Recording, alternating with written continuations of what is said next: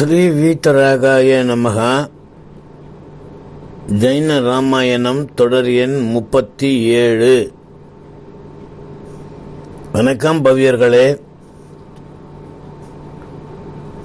ராமனின் பிறப்பும் மற்ற 3 பிள்ளைகளினுடைய பிறப்பும் அவர்களுடைய வித்யா அபிவிருத்தி போன்ற செயல்களையும் நேற்றைய தொடரிலே குறிப்பிட்டிருந்தேன்.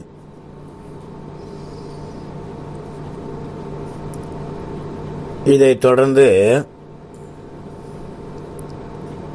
முனீஸ்வர தீர்த்தங்கரர் அரிகுலத்திலே பிறந்தவர். அதே குலத்திலே பல்வேறு அரசர்கள் தோன்றி அரசாண்டு பின்னர் துறவு பூண்டு வீடு பேறு அடைந்தார்கள். அதே குலத்தில் பிறந்த வாசவகேது என்ற மன்னன் மிதிலா நகரை ஆண்டு வந்தான். அவன் மனைவி பெயர் விபுலை. வாசவகேது என்ற மன்னனுக்கும் அவன் மனைவி விபுலைக்கும் பிறந்தவன் ஜனகன். அப்புறம் ஜனகனோட மனைவி பெயர் விதேகா. ஜனகனுடைய மனைவி பெயர் விதேகா. அவள் கருவுற்றாள். அவள் வயிற்றிலே பிறக்கப் போகும் பிள்ளை ஒரு தேவனோட முற்பிறவி பகைவன். அதனாலே அந்த தேவன் விதேகா மகனை ஈன்ற உடனேயே எப்படியாவது அவனை அபகரித்து எடுத்து சென்று கொன்று விடுவதற்காக காத்திருந்தான். ஏன்னா முன் ஜென்மத்தில் 2 பேரும் விரோதிகள். அப்ப ஜனகன் மனைவி விதேகா ஒரு மகனும் மகளும் ஆக இரட்டை பிறவி, இரட்டைகளை ஈன்றாள். உடனே அந்த தேவன் ஆண் குழந்தையை மலையின் மீது மோதி கொன்று விடுவதற்காக எடுத்து சென்றான், அபகரித்து சென்றான். ஆனால் எடுத்து செல்லும் வழியிலே அந்த குழந்தையை கொலை செய்கிற தீவினையாலே ஏற்படும் பற்பல தீய பிறவிகளை நாம் ஏன் அனுபவிக்க வேண்டும் என்பதனால அப்படி சிந்தித்து அவன் அந்த முயற்சியை கைவிட்டான். அந்த தீவினைகளுக்கு அஞ்சி அந்த குழந்தையின் மீது அருள் கொண்டு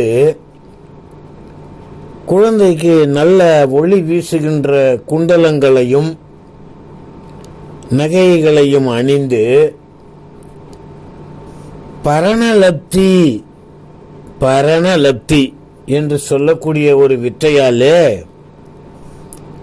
குழந்தையை மெதுவாக நிலத்தை அடையச் செய்துவிட்டு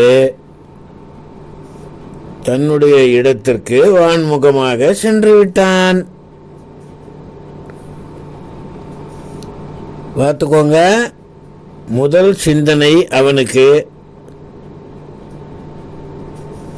தன்னுடைய முற்பிறவி பகைவன் விதேகா வயிற்றிலே பிறக்கப் போகிறான் என்பதை அறிந்து எப்படியாவது அந்த பகைவனை தீர்த்து கட்டிவிட வேண்டும் என்று முடிவெடுத்திருந்தான். தன் எண்ணப்படியே குழந்தையை அபகரித்தான். குழந்தை கைக்கு வந்ததும் அவனுடைய சிந்தனையிலே மாற்றம் வந்தது. இந்த மாற்றத்தின் காரணத்தினாலே குழந்தைக்கு குண்டலமும் நகைகளையும் அணிவித்துவிட்டு அந்த குழந்தைக்கு எதுவும் சேதாரம் ஏற்படாத வண்ணம் பரணலப்தி என்று சொல்லக்கூடிய ஒரு வித்தையை பிரயோகித்து அந்த குழந்தையை நிலத்திலே மெதுவாக சென்று அடையும் மாதிரி அந்த குழந்தையை விடுவித்து விட்டான். அப்ப அங்கே வித்யாதர மன்னன் சந்திரகதி என்பவன் வந்து கொண்டிருக்கிறான். அப்போது குழந்தை அணிந்திருந்த நகை குண்டலங்கள் வீசிய ஒளியால் குழந்தையை கண்டு அதை எடுத்து சென்று தன் மனைவி புஷ்பவதியிடம் தந்து அன்புடனும் பண்புடனும் பாசத்துடனும் ஆரோக்கியத்துடனும் அவர்கள் வளர்த்து வந்தார்கள். குழந்தைக்கு அந்த வித்யாதர மன்னன் சந்திரகதி பாமண்டலன் என்று பெயரிட்டான். ஜனகனின் மனைவி விதேகா பிறந்த மகன் அவனை இழந்த துயரத்தினாலே மிகவும் வருத்தமுற்றிருந்தாள். என்றாலும் தனது மகள் சீதா அவளுடைய வளர்ச்சியினாலும் அவளுடைய மேன்மையாலும் ஒருவாறு அந்த இழப்பை மறந்திருக்கிறாள். சீதை எல்லோரையும் விட அழகிலே சிறந்து விளங்கினாள். விஜயார்த்தம் என்ற வைதட மலையின் தெற்கும் கைலை மலைக்கு வடக்குமான நடுப்பகுதியிலே பல நாடுகள் உள்ளன. அங்கே மிலேச்ச வகுப்பினர்கள் வாழ்கின்றார்கள். மயூரமலை நாட்டின் தலைவன் அந்தரகதன் என்ற மிலேச்சன் தன்னுடைய பெரும் படையுடன் கைலைக்கு தெற்கில் உள்ள நாடுகளை எல்லாம் பிடித்து வருகிறான். அவன் மேலும் மேலும் தன்னுடைய எல்லையை பெருக்குவதற்காக வேண்டும் என்ற நோக்கத்திலே அவன் இந்த மாதிரி அந்த அந்தரகத மன்னன் மிலேச்ச மன்னன் தன்னுடைய படைகளினுடைய துணையோடு தெற்கில் உள்ள நாடுகளை எல்லாம் ஆக்கிரமித்து பிடித்து வந்தான். அதை அறிந்த ஜனகன் இப்போது நம்மீதும் அந்த மிலேச்சர்கள் படையெடுப்பார்கள் என்று கருதிய காரணத்தினால தசரத மன்னனை துணைக்கு அழைத்தான். தசரதன் ஜனகன் துணைக்கு செல்வதற்கு தயாராகிவிட்டான். ராமனுக்கு முடிசூட்டிவிட்டு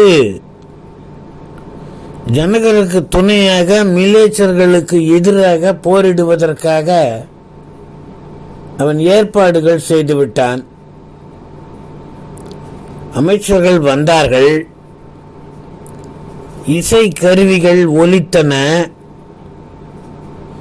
யானை, குதிரை, காலாட்படைகள் அணிவகுத்து வந்தன. பொற்கலசங்களிலே நீர் நிரப்பப்பட்டு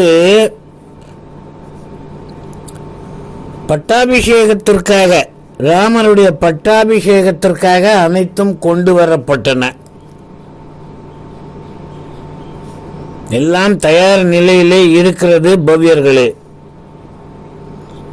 முடிசூட்டு விழாவிற்கான ஏற்பாடுகளை கண்ட ராமன் தசரதனிடத்திலே சென்று, தந்தையே, இந்த விழா நிகழ்ச்சிகள் ஏன் என்று கேட்கிறான். அப்போது தசரதன் ராமனிடம், மகனே, நீ அயோத்தியை ஆண்டு வா. ஜனகர் இப்போது இக்கட்டிலே இருக்கிறார். அவருக்கு துணை புரிய வேண்டி நான் மில்லேச்சர் படையை அடக்குவதற்காக போருக்கு செல்லுகிறேன் என்று கூறினார். தந்தையே, அந்த அற்பர்களிடத்திலே போரிட நீங்கள் போக வேண்டும்? அவர்களை வெல்ல நாங்களே போதுமே. எங்களுக்கு விடை கொடுங்கள், அதுவே முறை. எது முறையோ அதை சொல்றான் ராமன். அவன் கேட்கிறான், ரொம்ப வேண்டி கேட்கிறான், நீங்க போகாதீங்க, நாங்க தான் போர் செய்ய போக வேண்டும். மேலும் எதிரிகள் அற்பர்கள் அப்படின்ற மாதிரி குறிப்பிட்டு சொல்கிறான். தசரதன் எவ்வளவு தடுத்து கூட திரும்ப திரும்ப ராமன் மில்லேச்சர்களை அடக்குவதற்கு எங்களுக்கு விடை கொடுங்கள் அப்படின்னு வேண்டினான். வேறு வழி இல்லாமல் தசரதனும் ஒப்புக்கொண்டு அவ்வாறே ஆகட்டும் என்று குறிப்பிட்டு கூறினான். உடன் பிறந்தவர்களான ராமனும் லக்குமணனும் தேரேறி ரத கஜ துரக பதாதி, தேர்ப்படை, யானைப்படை, குதிரைப்படை, காலாட்படை என்று சொல்லப்படுகின்ற 4 வித படைகளுடனும் அவர்கள் ஜனகனுக்கு உதவுவதற்காக சென்றார்கள். இவர்கள் சிறிது தூரத்தில் இருக்கும்போது ஜனகனும் அவருடைய தம்பி கனகனும் மில்லேச்சர்களின் படையிலே புகுந்து கடுமையாக போரிட்டுக் கொண்டிருக்கிறார்கள். எப்பொழுது பகைவர் படைக்கல வீச்சுக்கு கனகன், ஜனகரோட தம்பி, பின்வாங்கினானோ அப்போதுதான் ஜனகன் தன்னுடைய தம்பியோடு துணைக்கு செல்கிறார். ஆனால் அந்த மில்லேச்சர் படையின் முன்னாலே ஜனகர் கூட பின்வாங்க வேண்டிய நிலை ஏற்பட்டு விட்டது. ஆனால் மில்லேச்சர்களுடைய படைபலம் அவ்வளவு அதிகமாக இருக்கிறது, அவர்களுடைய வீரியமும் அதிகம். முதலிலே ஜனகருடைய தம்பி கனகன் பின்வாங்கினான். அவனுக்கு துணை செய்வதற்காக சென்ற ஜனகர் போரிடுகிற போது அவரும் பின்வாங்கக்கூடிய நிலைமை ஏற்பட்டது. அந்த வேளையிலே ராம லக்குமணர்கள் அங்கே படையுடன் வந்து சேர்ந்தார்கள். மிக பெரிய மில்லேச்சர் படையை நோக்கினான் ராமன். ராமனுடைய வெண்குடையை, அந்த வெண்குடையினுடைய ஒளியை கண்டு, அதனுடைய ஒளியை கண்டு, வெண்குடையினுடைய ஒளியை கண்டு மில்லேச்சர்கள் நடுநடுங்கினார்கள். மில்லேச்சர்களின் கணைகள் பட்டு ஜனகருடைய கவசம் உடைப்பட்டது. எப்படி தீவினை விளைவால் துயர்வுறும் உயிர்களுக்கு முனிவர் அரங்கூறி தேற்றுகிறார்களோ, அந்த மாதிரி ராமனும் ஜனகரை தேற்றினான். மில்லேச்சர் படைக்கு நேரே தன் தேரை செலுத்தினான். கணைகளாலே பெருமழை பொழிந்தான். பகைவர்கள் யாவரையும் கலங்கடித்தான். ராம லக்குமணர்கள் பொழிந்த கனைமழையால் பல மில்லேச்சர்கள் உயிரை இழந்து விட்டார்கள். பலர் அடிபட்டு போர்க்களத்திலே குற்றுயிரும் கொலை உயிருமாய் சாய்ந்தார்கள். இன்னும் பல மில்லேச்சர்கள் புறமுதுகிட்டு ஓடினார்கள். ஆனால் மில்லேச்சர் தலைவன் மீண்டும் தன் படைகளுக்கு உற்சாகம் ஊட்டி போரிடுவதற்கு எழுச்சியோடு வருகிறான். இதைக் கண்டு ஓடுபவர்களை எல்லாம் கொல்ல வேண்டாம் என்று ராமர் தன் படையினருக்கு கட்டளையிட்டார். ஆனால் வேறு வழி இல்லாமல் யுத்தத்தினுடைய தாக்கம் அதிகமாக இருக்கின்ற காரணத்தினாலே மிலேச்சர்கள் ஓடி விந்தியாச்சல மலை காடுகளிலே ஒளிந்து கொண்டார்கள். இந்த போருக்கு பின் ராமனின் வீரம் எல்லா நாடுகளிலும் பரவிற்று. ஜனக மன்னன் ராம லக்குமணர்களுக்கு மகிழ்ச்சியுடன் விடை கொடுத்தான். இருவரும் அயோத்தி நகரை திரும்பி சென்று அடைந்தார்கள். ராமனுடைய வீரத்தை கண்ட ஜனகன் ஒரு முடிவு எடுக்கிறான் மனதிற்குள்ளே. என்ன முடிவு என்பதை தெரிந்து கொள்ள நாளை வருகிறேன். நற்காட்சியாளர் நண்பர்களே, நன்றி, வணக்கம், ஜெய் ஜெய்.